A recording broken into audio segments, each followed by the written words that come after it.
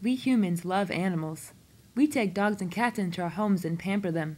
They protect us, provide us with companionship and loyalty. We consider them as members of our families. But what about these animals? They're cute too, right? Why is it okay to eat them? Why don't we allow them in our homes? Well, we do. How can we allow such brutality to occur in some species and not others? From the time they are born, they know only a life of cruelty. Painful procedures such as de-beaking are incurred upon them without painkillers before they're sentenced to live in a dark, cramped jail up until the time of their gruesome slaughter, if they don't die first.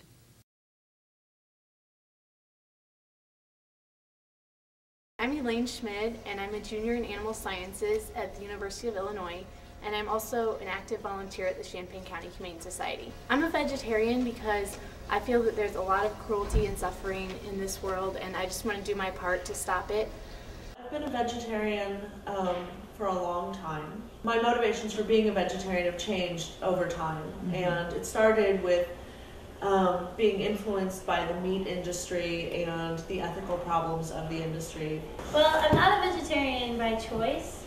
I'm more of a vegetarian because I don't feel like the meat industry allows me to have actual meat. The way that meat is produced, I'm not satisfied with the way meat is produced. I don't think animals are allowed to are raised healthy.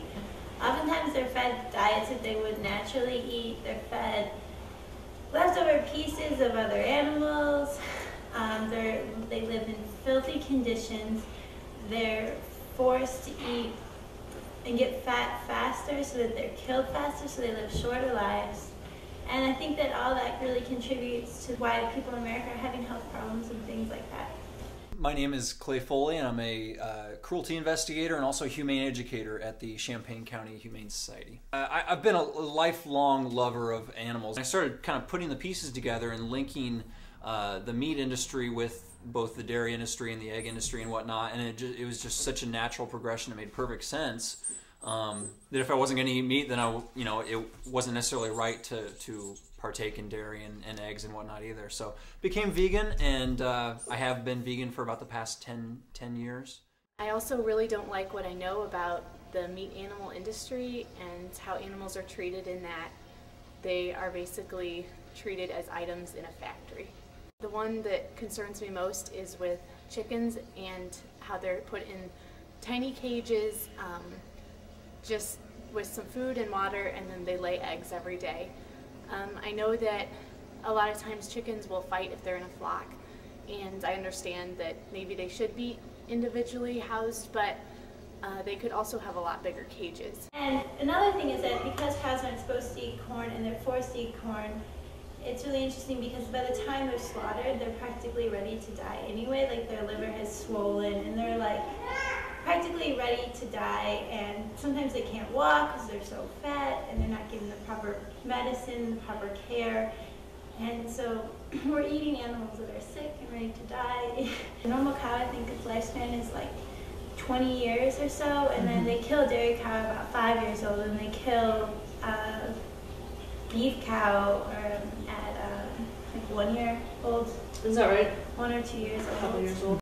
The greatest benefit of being vegan to me is it gives you a sense of purpose, a sense of self-worth. It really boosts your self-esteem, at least in my case, because I wake up every day and I have this purpose with the day. And every meal I eat, I'm making a conscious decision in what I eat, and I'm not letting advertising tell me what to eat, or I'm not letting big business tell me what to eat. I'm making a conscious decision, and I'm kind of having a little mini protest with every meal that I eat. I allow myself to just experience that thought of the way that another organism is treated for my consumption. It's really distasteful. It's a very unpleasant, and I think that a lot of people who eat meat have to live in that conundrum, which is okay, but they either have to sort of push that out of their minds, the way that the animal is treated, or they have to live with this sort of discomfort of knowing that they participate in that. I don't think anybody can escape that. I believe a lot of us are very lucky in that we really do empathize with animals, and we understand that they have emotions, and we can understand how they feel when they feel certain things. And some people just haven't had the upbringing or the education along the way to feel empathy toward animals. And I believe that's part of the reason why they neglect animals. Part of the reason why they look at vegans as people who are crazy and they don't understand why they do what they do. My moral code tells me that animals aren't here for us to use or to exploit or anything like that. And my moral code says that we're all on an equal plane, and we're all made of the same stuff, and we come from the same earth. Mm-hmm. And that's what I always remember when I'm living my life. We wrote letters to the chancellor asking him to stop an experimenter who does unnecessary testing on dogs at the university. Right here at the U of I. George Fahey was attaching plastic tubes to dogs' intestines, and there was a non-animal research method available, so we sent him a letter asking him to switch to the non-animal alternative and stop unnecessarily mutilating dogs. We did earlier in this semester, and we're going to be doing again next semester. We do them twice a year. It's called Quad Food Giveaway, and we actually go out on the quad, and we have a grill, and we grill up Boca burgers, the meatless chicken patties, the meatless ribs, which are amazing. Yeah.